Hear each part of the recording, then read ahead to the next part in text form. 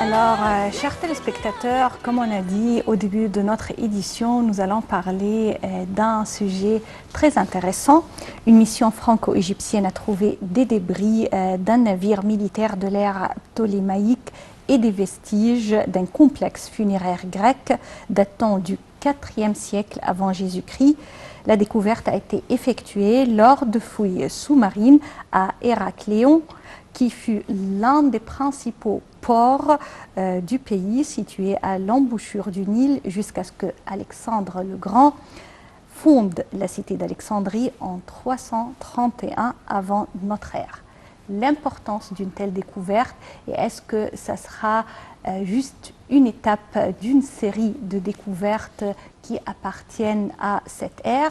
Ce sont des questions que nous allons poser à notre invité via un appel téléphonique, M. Meged Gobron, guide touristique. Bonjour.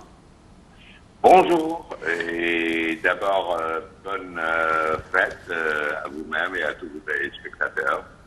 Merci bien, bonne fête à tout le monde. Et Monsieur Meged Gobron, quand on parle d'Alexandrie, le joyau de la Méditerranée, bien sûr, c'est une richesse de l'ère pharaonique, islamique, copte, mais toujours la civilisation grecque et l'ère grecque a une très grande importance et une liaison infinie avec Alexandrie.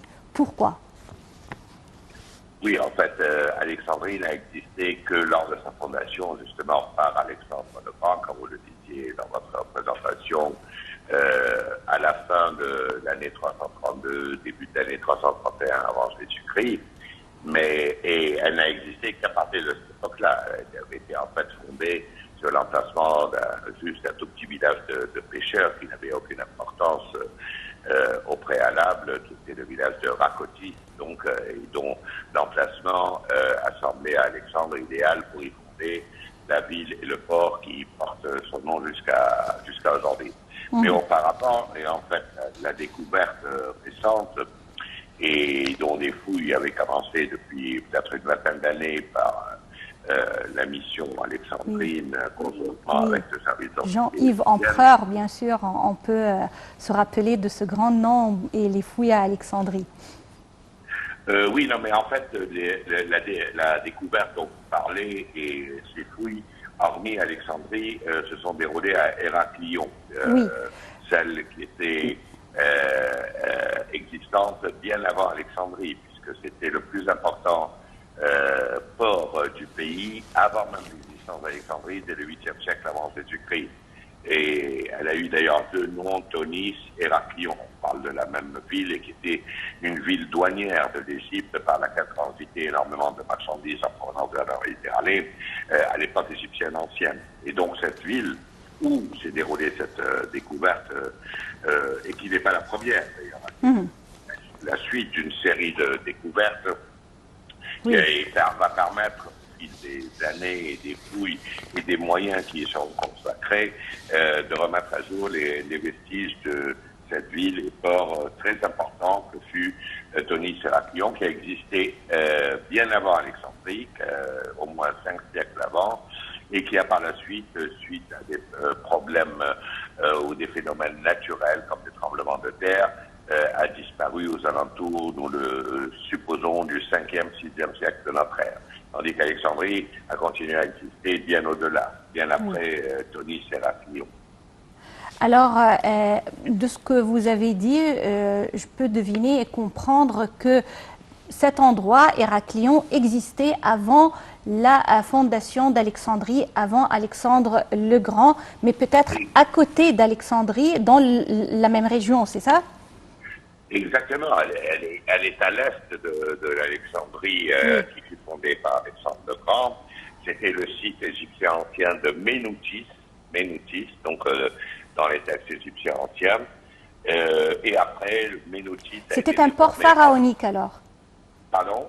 C'était un port qui a été fondé à Héraclion, à l'ère pharaonique, avant l'arrivée d'Alexandre le Grand ? Exactement. Cette ville et ce port a existé dès le 8e siècle avant Jésus-Christ et avait commencé à accueillir, entre autres, des mercenaires grecs qui commençaient à résidé en Égypte. Il y a eu des commerçants également, et ce fut une ville très importante, très florissante. Donc, dans la série, à l'est, vous avez Alexandrie, puis à l'est d'Alexandrie, vous avez Aboukir, puis vous avez Tonis et Héraclion.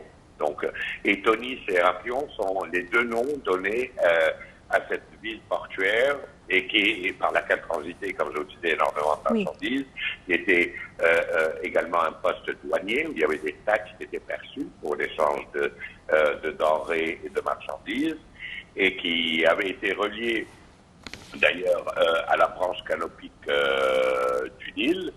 Et c'est à 30 km de cette branche canopique que se situait ce petit village de Rakotis qui inspirera Alexandrie, Alexandre le Grand de fonder la ville d'Alexandrie environ, on va dire, 4 siècles après que Tonis et Héraclion existaient déjà.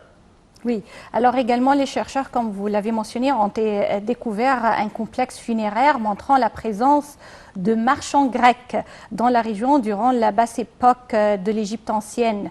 Alors c'était vraiment une région commerciale.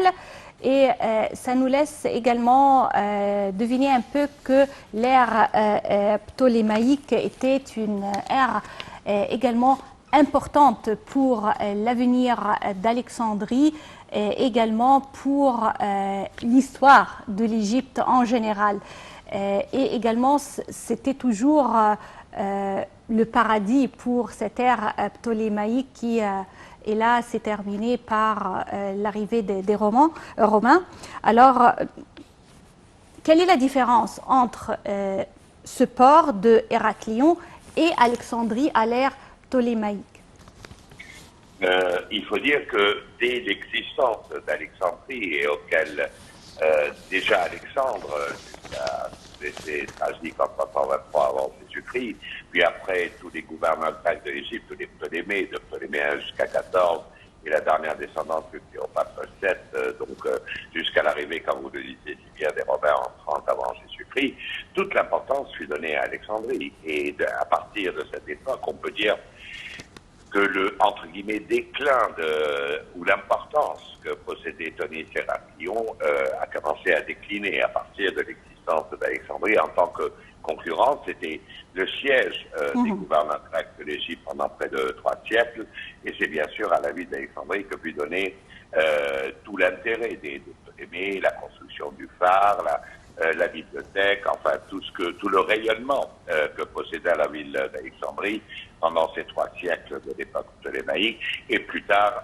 le rayonnement d'Alexandrie continuera encore quelques siècles avant qu'elle aussi ne tombe un peu dans l'oubli jusqu'à sa renaissance, on va dire, à partir du 19e siècle par les travaux des successeurs de Mohamed Ali, notamment le Mehdi Ismaël et Taoufik, qui commencèrent à redonner une seconde vie à Alexandrie, jusqu'à ce qu'elle soit aujourd'hui à nouveau la seconde plus importante ville d'Égypte. Mais en parallèle, donc Tonis et Héraclion avait existé avant Alexandrie, disparaîtra alors que Alexandrie par la suite continuera à exister et à rayonner, mais elle fut à une certaine époque et pendant plusieurs siècles on va dire la station portuaire la plus importante d'Égypte avant Alexandrie. C'est vrai. Oui.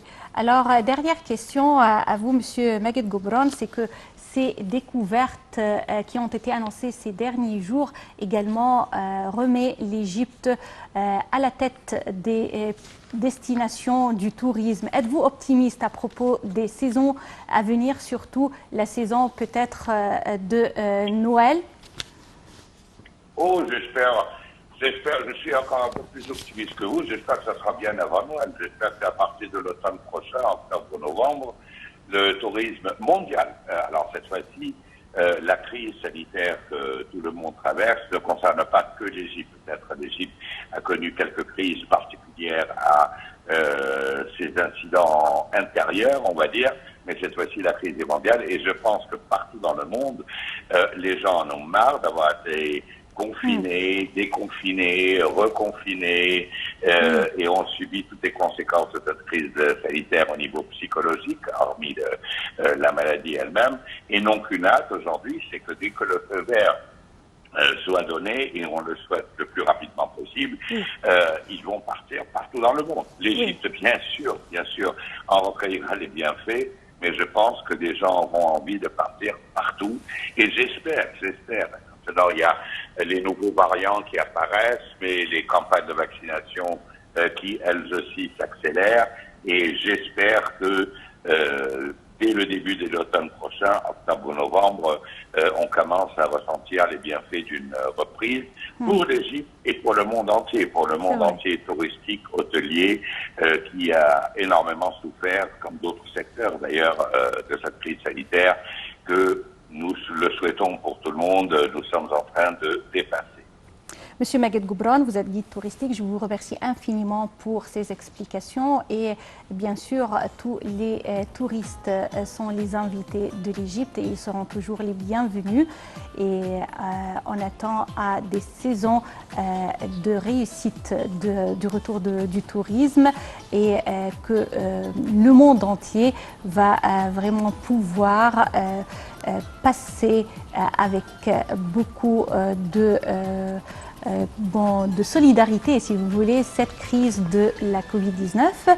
Je vous souhaite de passer une excellente matinée avec la suite de nos programmes sur Nile TV International et au revoir.